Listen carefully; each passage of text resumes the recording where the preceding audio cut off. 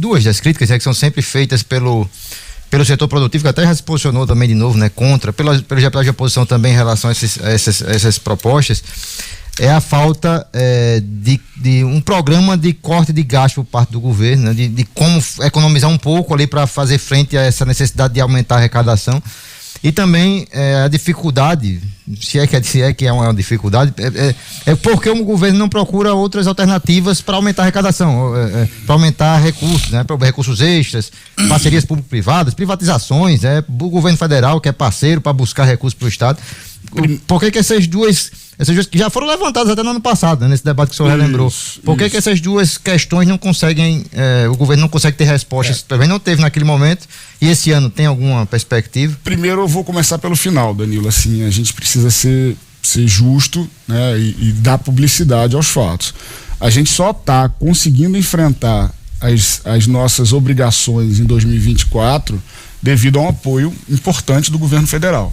Tá? A gente já recebeu acho que quase 200 milhões de reais e a gente espera e vai receber até o final do ano mais cerca de 400 milhões de reais. Esse dinheiro vem como, secretário? Empréstimo? Não, empréstimo direto? Não. O financiamento que a gente fez foi aquele do programa de equilíbrio fiscal, que a gente está recuperando as estradas, isso é um financiamento com aval da União. Esses recursos são transferidos em grande parte para a saúde. Então, tá? A expectativa é de cerca de 800 milhões esse ano. Esse ano a gente deve chegar a esse valor no final do ano. Agora a gente já tem algo em torno de 250 milhões de reais. Então a gente, respondendo objetivamente a Danilo, há uma sensibilidade do governo federal, até pelo aceno que a gente fez no início do ano, a governadora fez ao governo federal, de que a gente teria muita dificuldade de atravessar o ano de 2024 por causa da redução da alíquota de ICMS. Assim, a gente tem que colocar aqui à mesa. O Rio Grande do Norte foi o único estado do país que, num movimento de recomposição de receita, que teve redução da sua alíquota.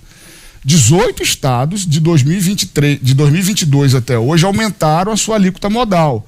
O Rio Grande do Norte foi o único que reduziu. Então, assim, esse é o fato objetivo. Com relação à questão de redução de gastos, Danilo, essa é uma discussão que, assim, eu tenho muita transparência de fazer.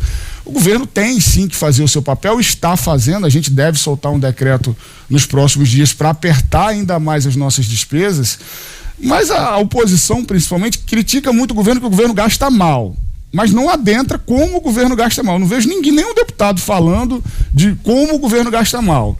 Todo mundo sabe que a gente tem aqui no estado, isso não é um problema do governo Fátima, isso é um problema que vem há muitos anos, um problema estrutural do ponto de vista de gasto com o pessoal. Nós somos o único estado do país acima do limite prudencial. É uma discussão difícil de fazer, Danilo, até porque os deputados de oposição não fazem, né? A gente não vê ninguém.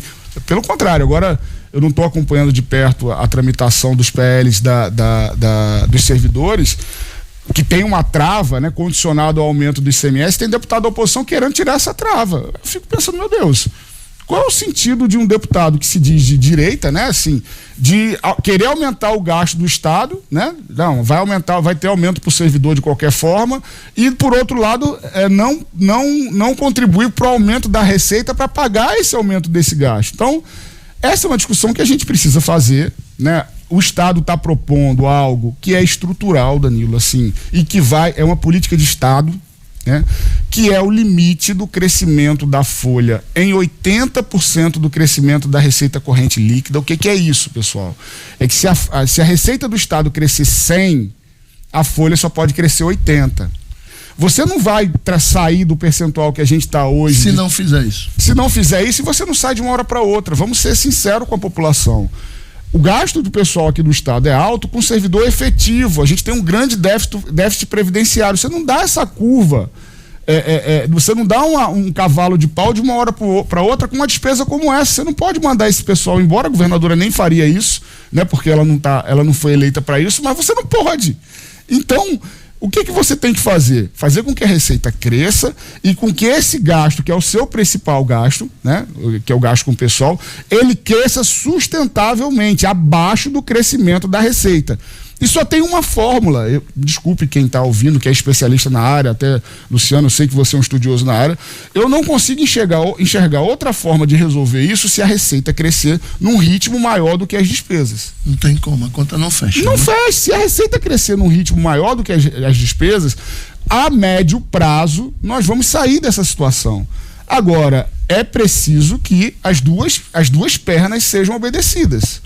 A gente está aqui fazendo uma discussão de incremento de arrecadação, mas é preciso também que se controle o crescimento da folha, e essa medida de limitação de 80% do crescimento da folha ao crescimento da RCL é uma medida de controle de crescimento da folha, que é o principal gasto do estado do Rio Grande do Norte. Essa medida vai junto com esse pacote? Já está lá. Já está junto já com o está pacote. tramitando desde que a gente mandou o PL das recomposições. Isso está lá. E aí, secretário, no caso, só para o nosso ouvinte que está nos ouvindo entender de maneira mais simplória. Tá, vamos supor que se aprove isso. Só pode crescer os gastos com o pessoal em 80% do que crescer a receita. Aqueles gastos que passariam e que são, por exemplo, fruto de recomposição de piso salarial. Tudo está dentro. Ok. O que passar, como é que fica? Não vai passar, não vai ter um limite. Perde, o servidor perde isso. Vai ter uma lei dizendo que, a partir do momento que isso for aprovado, todos esses aumentos estão dentro desse percentual. O porquê? Ok, pra gente só encerrar agora, de ver realmente que eu preciso liberar o secretário. O telefone não tá parando. É bronca, como o Danilo já disse lá na Assembleia, né? Os deputados estão indóceis, o setor produtivo já disse que não vai defender aumento de imposto. E aí a pergunta, secretário, e se esse pacote não passar? O que será do Rio Grande do Norte em 2025? Eu vou falar o pior cenário, tá? Se tirarem a trava que está lá nos do aumento de imposto, do aumento do salário dos servidores, ficar limitado a 80% do aumento da receita corrente líquida. E não aprovar a alíquota de 20%. O que acontece? É um desastre. Defina desastre. É um desastre que a gente não chega em junho. O que é não chegar em junho? O governo quebra? Atrasar salário, é isso, gente. Não tem outro caminho. O principal ativo do governo é a manutenção. E eu acho que tudo que está por trás disso é isso, tá?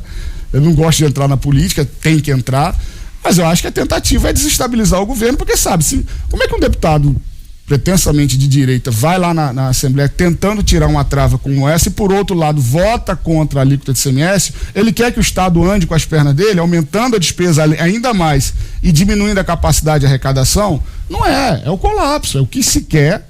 Não estou falando de entidade empresarial, porque até as entidades empresariais, elas não vão lutar pelo colapso do Estado, que o colapso é delas também, a gente sabe. Não, o colapso é de todos os potiguares, isso aí é fato. A gente sabe, e já passamos por isso, que o impacto no pagamento da folha traz um desastre mesmo para a economia como um todo. Então a FEComércio, a Fierne não tem isso como meta, a discussão deles é outra.